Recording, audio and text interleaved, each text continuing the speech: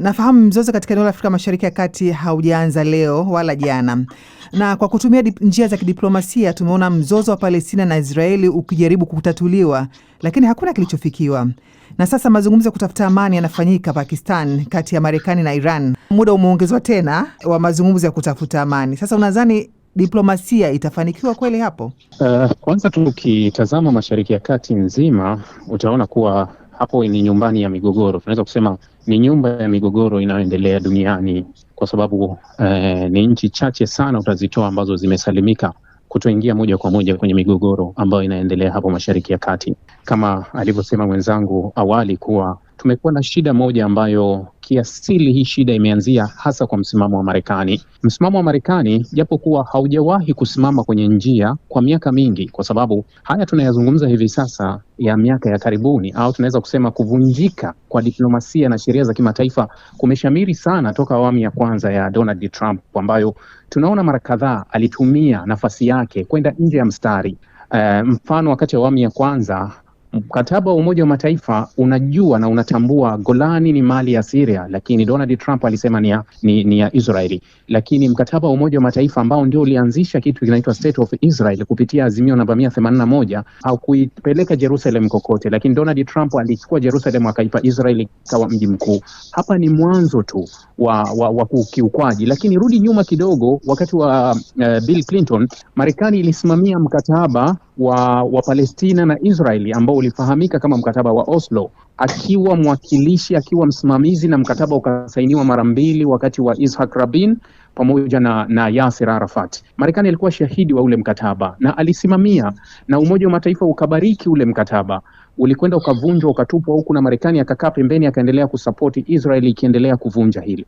Lakini hayo tu ni baadhi ya vitu ambavyo tumeona kuwa sheria zikivunjwa. Hili la hivi sasa linarudi katika njia ile ile kuwa ya kutoheshimu sheria, kwa sababu kama kungekuwa kunaheshimiwa sheria na diplomasia inaheshimiwa, tusingefika hapo, kwa sababu jukumu la Irani halikuwa jukumu la Marekani. Marekani ni mwanachama katika wanachama 193 wa Umoja wa Mataifa. Kwa hiyo uwajibikaji wa nchi moja kwenda nchi nyingine lilikuwa ni jukumu la Umoja wa Mataifa, ambao kama kungekuwa na shida ndani ya Irani, swala lilikuwa linawasilishwa kwa Umoja wa Mataifa. Umoja wa Mataifa wenyewe unatoa njia ya kulitatua hili, lakini tunaona Marekani anabeba majukumu ambayo sio yake. Sasa majukumu yake yanakuwa ni yale ya double standard. Tunaona awamu ya pili ya Donald Trump anarudi madarakani, cha kwanza anaanza kuwajibisha mahakama ya ICC. Mahakama ya ICC si mahakama ya Umoja wa Mataifa, lakini ni mahakama inayofanya kazi pamoja na Umoja wa Mataifa. Lakini tuna mahakama ya Umoja wa Mataifa ya ICJ, ni moja ya mahakama ambayo ilitoa hukumu si nzuri upande wa pili wa Israel, na yenyewe imewajibishwa kweli kweli na Marekani. Kwa hiyo tunaona kuwa msimamizi wa haki na sheria ndio kwanza alianza kuhakikisha kuwa analemaza kitu kinaitwa Umoja wa Mataifa na sheria za kimataifa. Tukaona akaanzisha bodi ya amani ambayo kiasi viongozi wenye maono ya mbali walishaipinga kuwa hii bodi mbona inaonekana kama inaenda kuhodhi mamlaka ya Umoja wa Mataifa na inajichukulia kuliko kile ambacho kilichokusudiwa. Lakini hapo hapo unaona Marekani ambaye ndio mfadhili mkuu wa mashirika mengi akijitoa kwenye shirika likiwemo shirika la afya, unaona kuwa hii inatatiza duniani. Lakini mashirika mengi Marekani karibu mashirika 30 yameamua kujiondoa moja kwa moja kutopeleka fedha. Lengo ni kudumaza, wakati huo anapeleka nguvu kubwa kwenye bodi ya amani ambayo yeye anaiongoza. Maana yake ni kuwa anadumaza sheria za kimataifa ili aweke sheria yake ambayo anaiona yeye. Sasa hili la diplomasia ya hivi sasa kati ya Irani, Marekani na wengine, bado tunapita kwenye njia zile zile ambazo kuwa nani anaaminika kwenda wapi, kwa sababu Marekani unaweza kumwamini kwenda wapi? Tayari Marekani na Irani walishazungumza kwenye makubaliano ya mwaka 2015, alikuwepo Barack Obama hapo. Lakini Trump alikuja kuiondoa Marekani, ambapo mpaka leo hajawahi kutoa ushahidi hata kwa waliokuwa mashahidi wa mkataba huo kuwa kwa nini aliondoa Marekani kwenye mkataba, kwa nini Irani ilikiuka. Alitakiwa atoe ushahidi. Sasa kuna shida ambayo imekuwa ya upande wa pili wa watu wanaona kuwa haya mambo ni sawa kadri Marekani anavyovunja sheria, na unaona wengine wanamuunga mkono. Hasa hili limechochewa sana na nchi za EU. Mara nyingi maamuzi ya Marekani, kwa sababu yalikuwa yakielekea kwa nchi ambazo si zao, walikuwa wanaona kawaida. Nchi zilikuwa zikiumizwa kama Irani, nchi kama Urusi, nchi kama Korea, nchi kama Venezuela, zilikuwa zikiumizwa kwa sababu si nchi wanazozipenda na waliona sahihi, hata kama ilikuwa kinyume cha sheria. Sasa leo hii tunakuja kustuka huyu nyoka aliyefugwa ameshakuwa mkubwa na anang'ata kweli kweli. Sasa ndio tunachokuja kuanza kubishana hapa. Sasa unaona EU aliingia ugomvi na Marekani juu ya Greenland. kwa sababu wanakuja mwishoni. Kama wangemuwahi huyu nyoka akiwa mdogo, tusingefika huku. Sasa kuna shida kubwa sana ambayo iko chini hapa. Hata haya mazungumzo ya Irani na Marekani bado yanakosa uaminifu wa pande zote, kwa sababu kuna upande mmoja hauaminiki, umeshakuwa kwenye makubaliano ya mara kwa mara na unayavunja. Sasa huu upande wa pili una wasiwasi tu kuwa hata kama nikikubali haya, hawa watu hawaaminiki, tunaweza tukarudi pale pale tulipoanzia. Bora turudi tena barani Afrika. Tunaona bado mizozo ipo katika, kama umezungumzia Jamhuri ya Kidemokrasia ya Kongo, Sudani hakuko sawa, Somalia bado nchi haijakaa sawa kama ilivyokuwa mwanzo. Na tumeona Marekani pia, nguvu ya Marekani imekuwa ikijiingiza pia katika maeneo hayo, na tumeona karibuni pia Marekani ikisuluhisha mzozo wa Jamhuri ya Kidemokrasia ya Kongo. Sasa unazungumzia nini nafasi ya mashirika ya kikanda kama Umoja wa Afrika katika kusuluhisha mizozo ndani ya bara ya Afrika? Kando na kama alivyoelezea kwa vizuri sana mwenzangu, ya kwamba Marekani pamoja na mashirika ya nchi ya Ulaya yamekuwa katika mstari wa mbele katika kudumaza mashirika muhimu pale ambapo hatua kama hizo hususan kutoka Marekani inawasaidia wao. Lakini sasa mimi mtazamo wangu ni kwamba pamoja na kwamba mashirika haya ya kimataifa ikiwemo hususan mahakama ya kimataifa kosa la jinai pamoja na Umoja wa Mataifa yameanza kulegea, sisi kama watu wa kikanda, nikizungumzia mashirika ya kikanda, Muungano wa Afrika, Muungano wa Jumuiya ya Afrika Mashariki, shirika la kikanda la IGAD, hii ni fursa adimu sana kwa mashirika hayo pamoja na viongozi wao kusimama kidete na kusema kwamba sisi kama kikanda tunaamini kwamba utawala wa kisheria, sio utawala wa kibabe mwenye nguvu nipishe, ndio njia ambayo tutaanza kuifuata. Pale ambapo tutajikuta tunavurutwa katika vita au kuchukua upande kama hali inavyoendelea katika nchi ya Sudan, ambapo mataifa ya kikanda yanaonekana kwamba yanaunga mkono pande moja wakisaidiwa na mataifa ya kigeni, hili litatuletea hasara kubwa sana, kwa kuwa mojawapo ya jambo ambalo linalotudumaza kiuchumi na kiuchumi hususan ni ukosefu wa amani katika eneo hili.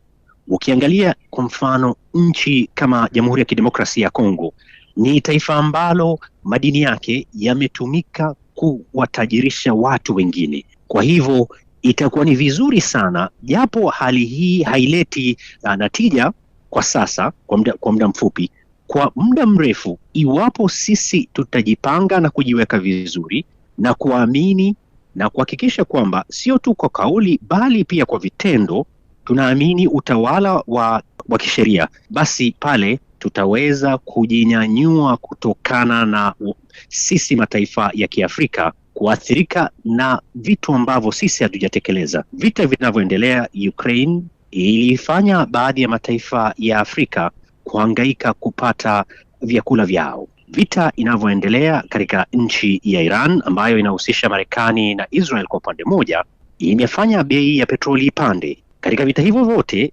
mataifa ya Afrika hayajahusishwa. Pale ambapo ugonjwa wa COVID ulipozuka, mataifa haya yalituonyesha hali yao halisi kwamba wao watajilinda mwanzo badala ya kutulinda. Je, viongozi wa Kiafrika wataweza kuchukua nafasi hizi ambazo tumepewa?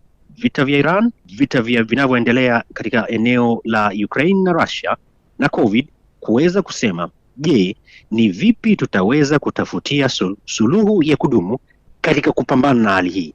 Nitatolea tu mfano kabla sijanyamaza. Mfanyabiashara ambaye anayemiliki kampuni ya Dangote, yeye kujituma kabla ya vita hivi vya Iran vilipelekea yeye kuwa katika mstari wa mbele kuisaidia taifa lake, na sasa kama alivyozungumza pale jana nchini Kenya, yuko tayari kusaidia mataifa ya Kiafrika. Je, viongozi wetu wanaweza kufanya kazi pamoja na mashirika yasiyokuwa ya kiumma kuweza kutekeleza hatua kama hizo?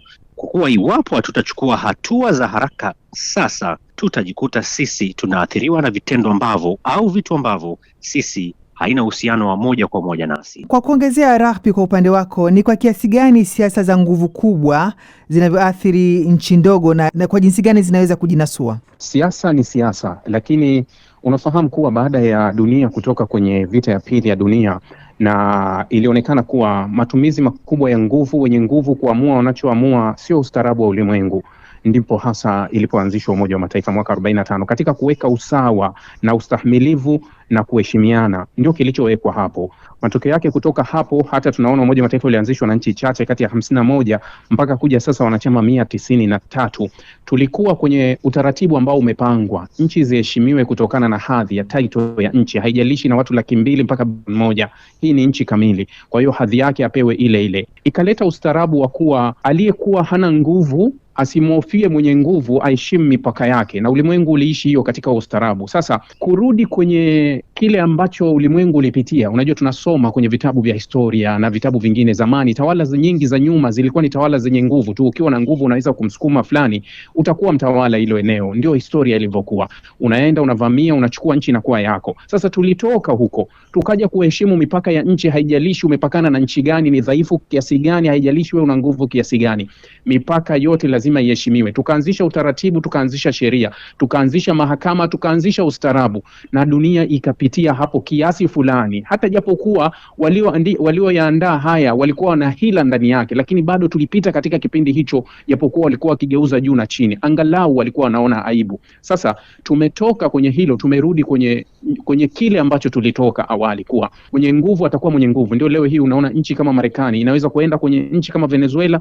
wanamchukua kiongozi wa nchi na wanaenda kumshtaki kwa sheria za Marekani kwa kile wanachokiona kwa Marekani, na ulimwengu unakaa kimya na kuona kuwa hili ni sahihi. Sio sahihi, kwa sababu Marekani hakuwa na mamlaka ya kufanya hivi. Ile ni nchi huru na maamuzi yake yalitakiwa yapitie kwenye baraza, lakini tunaona kuwa Marekani anaweza kavamia nchi nyingine yoyote, au washirika wa karibu wa Marekani wanaweza kufanya lolote bila kuchukuliwa chochote. Mmejadili hapa kuhusu mgogoro unaoendelea Sudani. Leo hii ukitazama hila iliyofanyika ndani ya Sudani, wa Sudani, ukirudi nyuma hasa kuanzia pale walivyokuwa wanamtaka al-Bashir aondoke, utatazama utaona picha ni tofauti. Utadhani wa Sudani wao ndio walikuwa na shida na nchi yao na al-Bashir, lakini baada ya al-Bashir kuondoka imejulikana nguvu iliyokuwa inatoka nje hasa iliyokuwa inachochea ile. Lakini tunashindwa kufika wapi? Mwenzangu amesema Sudani inatatizika na njaa na vita kubwa. Ni kweli Sudani inatatizika na vita kubwa, lakini Sudani inaishiwa chakula, Sudani haishiwi silaha. Leo hii ulimwengu wa leo ni ulimwengu mwepesi sana kujua. Teknolojia iko juu sana. Tunajua yoyote atakayetumia silaha hii imetoka katika nchi gani. Mnyororo mzima wa usambazaji wa silaha unaoingia Sudani unafahamika, na washirika wanaofadhili kila upande ndani ya Sudani wanafahamika, na wote ni washirika wa nchi kubwa za magharibi. Hakuna nchi inayowajibishwa wala kuchukuliwa hatua. Wa Sudani wanazidi kuumia tu kwa sababu tu wanaochochea huu mgogoro ni wale wanaowafaidisha wao. Sasa dunia imerudi kwa kasi sana kutoka kwenye njia yake na kwenda kwenye njia mbovu kabisa. Sasa kwa huu ustaarabu, kila nchi itaona, au mabadiliko ya dunia hivi sasa yatavyokuja, ni kila nchi kujilimbikizia silaha nyingi na kali kwa sababu tu ili uwe salama. Katikati hapa tulipita kwenye kipindi kirefu kuwa nchi hazioni mantiki yoyote ya kufanya kuweka uwekezaji mkubwa wa fedha kwa ajili ya kutumia silaha au kuwa na silaha nyingi za nini. Lakini leo hii kwa kile kinachoendelea duniani, inalazimishwa dunia au nchi zinalazimishwa sasa kuweka bajeti kubwa sana ya kununua silaha kwa sababu ya hofu tu kuwa huyu anaweza akavuka mstari akaja upande wangu na akachukua eneo na akasema la kwake, na dunia ikabaki hivyo hivyo tu kuwa eneo ni la kwake na watu wakakaa kimya. Leo huu unaishi kwenye nchi kama Libya, ina viongozi wawili wa pande mbili. Kuna waziri mkuu wa mashariki na waziri mkuu wa magharibi, na ulimwengu wote unawasapoti na wanafanya biashara na kila kitu kinapelekwa kwa sababu kuna watu wanalinda maslahi yao humo. Ndio tumekuwa na dunia ya namna hiyo, yani kuona kuwa maslahi yamekuwa mbele kuliko uhalisia.